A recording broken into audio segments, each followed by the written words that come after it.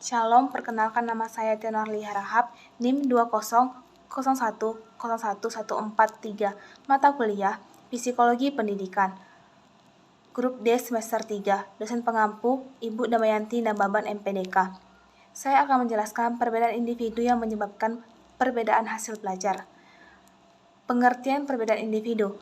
Perbedaan individu atau individual difference adalah suatu perbedaan yang dimiliki oleh setiap individu, baik fisik maupun non-fisik, yang menjadikan seseorang memiliki karakter atau ciri-ciri yang berbeda antara satu dengan yang lain. Perbedaan individu merupakan faktor penting sebagai dasar pengembangan individual instruction. Individual instruction merupakan usaha melengkapi kondisi belajar yang optimum bagi setiap individu murid. Pengajaran individual merupakan suatu upaya untuk memberikan kesempatan kepada siswa agar dapat belajar sesuai dengan kebutuhan, kemampuan, kecepatan, dan caranya sendiri. Karena belajar merupakan potensi dasar manusia yang perlu dirawat, dikuatkan, disadarkan, dan dikelola dengan benar agar hasilnya maksimal dan menjadi peran inovatif bagi peradaban.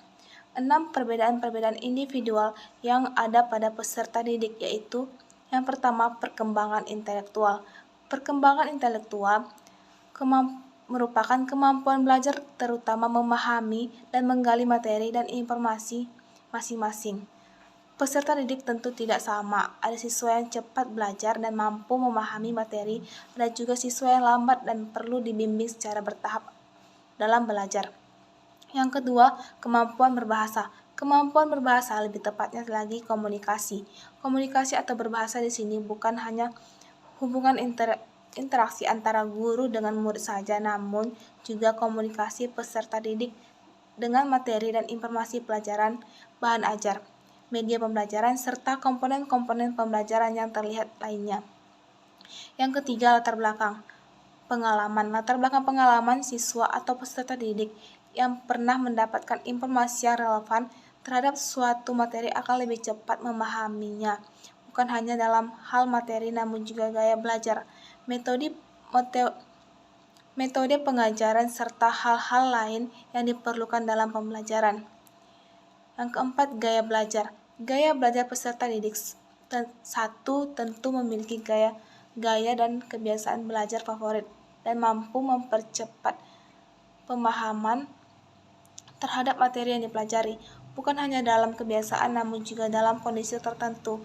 Misalnya, seorang siswa lebih mampu belajar dalam keadaan yang tenang dan hening sehingga mampu mempercepat pemahaman materi. Yang kelima, bakat dan minat.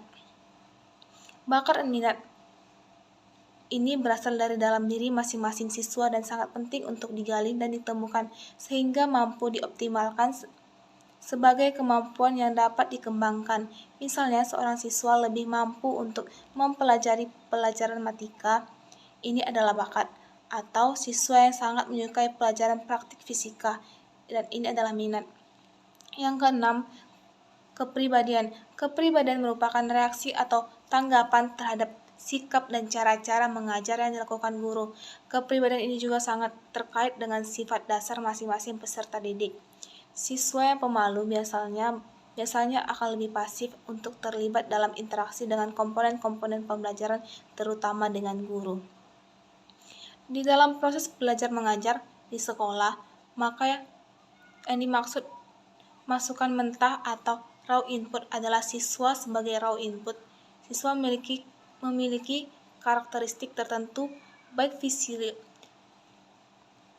fisiologis maupun psikologis. Mengenai fisiologis ialah bagaimana kondisi fisiknya, panca inderanya, dan sebagainya.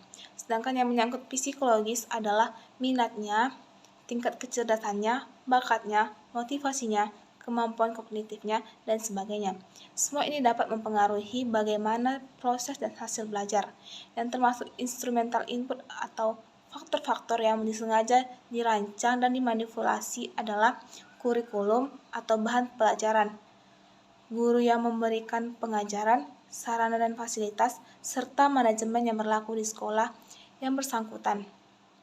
Di dalam keseluruhan sistem, maka instrumental input merupakan faktor yang sangat penting pula dan paling menentukan dalam pencapaian hasil atau output yang dikehendaki. Karena instrumental input inilah yang menentukan bagaimana proses belajar mengajar itu akan terjadi di dalam diri si pelajar.